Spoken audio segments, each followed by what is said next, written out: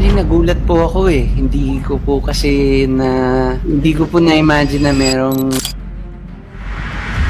Duwag na ba si Rico Blanco dahil sa kanyang pananahimik tungkol sa isyu ng kanyang ex-girlfriend na si Maris Racal? Nananood ng PVL All-Time Filipino Conference ang OPM icon na si Rico Blanco bago ibunyag ang umunoy panloloko sa kanya ng ex-girlfriend na si Maris Racal at ka-love team nito na si Anthony Jennings. Naging mainit nga na usapin ngayon kung ano ang magiging reaksyon ni Rico. Madami sa mga tao ay hinihintay ang pagsasalita niya. Gustong-gusto ng lahat malaman kung ano ang tumatakbo sa isip niya ngayon. O di kaya ay wala na lang talaga siyang pake dahil wala na siyang nararamdaman. Hindi po kayo yung mga keyboard warrior lang, aabang ng mga post nyo, tapos kung ano-anong iimbento. Po-post kayo, di ba? Sabay, ano nangyari?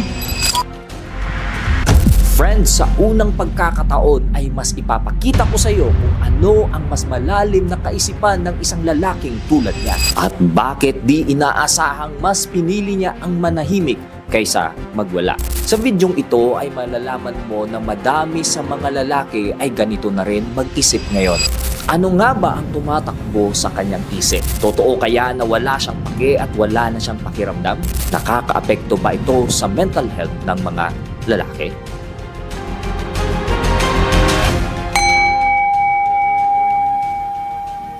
Isa sa pinaka nag-viral na video ko noon ay ang Man Down Need Backup. I talk about the guy na nagsolo and why men chose to be alone when they have challenges. Based on a book, Men Are From Mars and Women Are From Venus, nature ng mga lalaki ang pagiging caveman. Meaning kapag may malalim na problema ay mas pinipiling mapag-isa at itatry mo na itong iresolba hanggang sa makakaya nila. That is the reason why mas mataas ng 2 to 4 times ang rate ng mga lalaki compared sa babae. Hindi rin naman nakakapagtaka kung bakit nag-viral ang content na to na umabot ng 14 million views at madaming lalaki ang nakarelate dito. Kung sino yung namomroblema ng katulad sa problema mo, siya lang din nakakaalam kung paano ka i-comfort. Men always be men. We all brothers. Naiyak ako bigla sa video. Di ko naisip na ang dami ko palang silent battles ngayon. Thanks bro. Sometimes being a man is a tough job, but tough days and rough times makes us a fine and good man. Ganyan din ako kuya. Minsan kasi kuya, hindi lahat ng oras kailangan mo nang magko-comfort sa'yo. Minsan mas gusto ko na lang mag-isa at iiyak lahat sa Panginoon. Now, ano naman ang kinalaman nito sa pananahimik ni Rico Blanco sa naging issue? Sign of weakness ba ang pagiging tahimik niya? O mas ginusto niya na lang magsolo din? Hoy, baka ibang pagsosolo na naman yung iniisip mo ha? Parang I touch myself na lang. Ayon sa book na Road Less Traveled, ang mga matured men ay may prinsipyong pinagdadaan ng proseso sa pag-handle ng betrayals sa kanila. Pero hindi through negativity but as an opportunity for deeper self-understanding and growth. Isa na rito ang discipline at emotional control. Mahalaga ang disiplina para sa personal growth. Kaya kung ang isang lalaki ay naloko ng girlfriend niya, pwedeng piliin niya ang katahimikan o maingat na pag-iisip kaysa sa impulsive na reaksyon. Di rin naman maiiwasan na mapapatanong din siya kung ano ang pagkukulang niya bilang lalaki at kung may nagawa ba siyang masama. This is an indication that he is being more responsible as a matured man and having the sense of accountability. This proves na ang pagmamahal niya ay puno ng commitment, effort, and growth. Mas ginagamit ng lalaki ang katahimikan para mas ma-process ng maayos ang sakit na nararamdaman niya.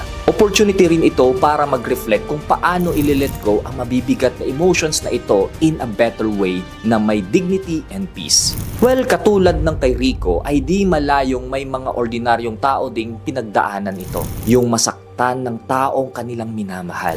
Pero mas pinili pa rin nila ang katahimikan. Huwag tayo magpatinag sa mga konting maliliit na boses. Pero mga konting maliliit na boses, minsan ako nadidistracted.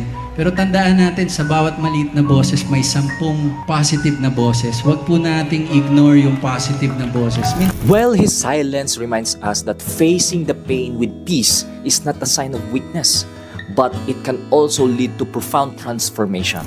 It also shows emotional maturity and composure. See, instead of reacting publicly, he chose to stay quiet, which reflects self-respect and control. His decision to avoid unnecessary drama highlights wisdom in keeping personal matters private. And it's a reminder that dignity and peace of mind are more important than public opinion, and staying true to your values is what truly matters. Well, just a friendly reminder. Vitamins and history books, psychology and a different way to look at it all. 'Cause my perspective is broken.